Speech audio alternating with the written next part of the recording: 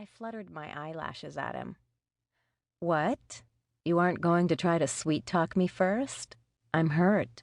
You could at least say please. Your attitude's showing again. Chase rolled his eyes. And can you turn down that racket? Shaking his head, he snorted. You come all the way from Otherworld, and what do you listen to? Heavy metal crap. Shut up, I said.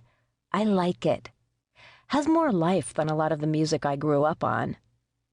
At least he hadn't tried to grope me, although the lack thereof should have been my first clue that something was wrong.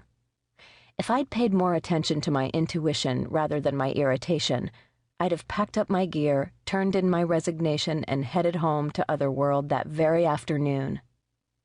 I reluctantly set Grisham down on the table next to Crichton so they could have a nice little chat, and slipped behind the counter, turning the stereo down but not off.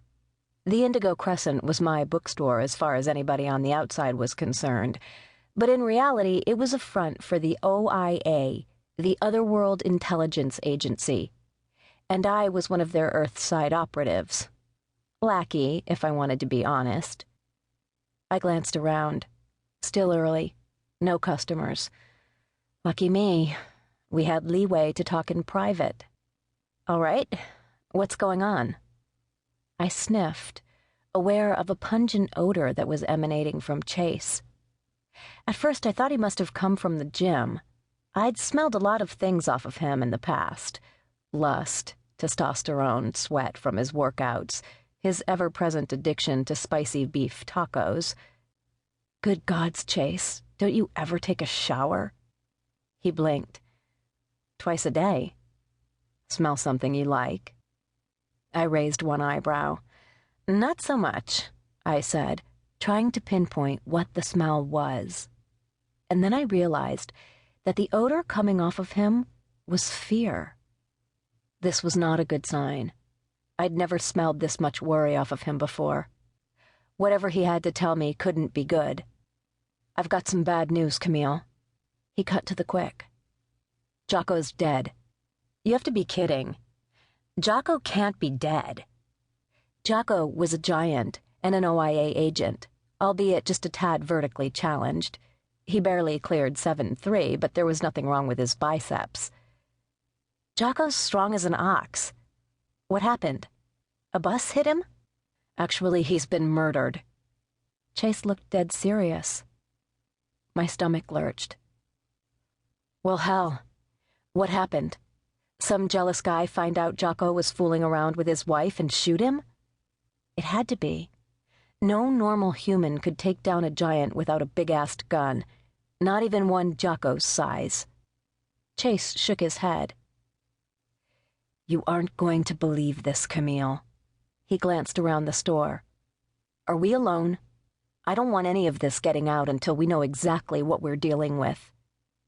Usually when Chase wanted to discuss something in private, he was trying to get under my skirts. But I found it easy to resist his charms. Chase wasn't my type. For one thing, he was obnoxious as hell. For another, he was an FBH, a full-blooded human. I'd never slept with an FBH and had no incentive to start doing so. Dressed to the hilt in black Armani, Chase stood 6'1" with wavy brown hair and a smooth Roman nose. He was handsome in that casual way that suave men have, and when my sisters and I first met him, we thought he might have a little fairy blood running through his veins. A thorough background check had quashed that idea. He was human to the core. Good detective, just lousy with women, including his mother, who was constantly calling him on his cell phone, asking him when he was going to be a good son and pay her a visit. Where's Delilah? His eyes flashed. I grinned. I knew just what he thought of my sisters, although Delilah startled rather than frightened him. Menolly just creeped the poor guy out, and she usually did it on purpose. She's out on a case. Why do you want to know? Worried she's going to jump out and say boo? Delilah didn't mean to alarm people, but she walked so softly she could sneak up on a blind man and he wouldn't hear. He rolled his eyes.